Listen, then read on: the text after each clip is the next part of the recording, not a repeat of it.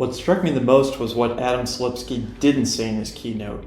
He didn't say 1,000 Java application updates and detected in 2 days. He said 1,000 applications updated in 2 days. This is months, if not years, of developer time saved. One of the best engineering organizations on the planet announced that modernizing our software at scale, closing security defects at scale, and improving the quality of our software at scale, these are all tractable problems. We at Modern have known this for a while. It's what we do every day with our customers, and it's what we want to do with you. OpenRewrite is radically practical. It assumes that developers challenged to prioritize code maintenance and security work are already overworked. They don't need more suggestions. They don't need more reports. They need provably accurate changes that stylistically match their coding standards. The dream of automated change is realized when a whole language ecosystem pitches in together to write recipes.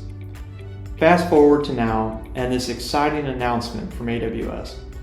They are building OpenRewrite into their Amazon Q code transformation assistant, enabling their customers to accelerate Java upgrades. This will benefit the OpenRewrite auto refactoring community tremendously, especially as we start to see open source contributions from the AWS team. Modern created and shepherds the OpenRewrite community.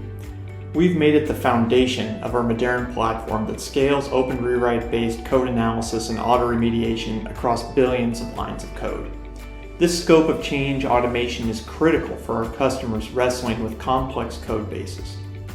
Here at Modern, we strive for a world where source code is continuously updated as a practice, where third-party and open source components can be updated automatically, and where organizations can achieve better code all the time that helps them accelerate business innovation. This announcement from AWS, with its commitment to open source, brings us another step closer to that reality.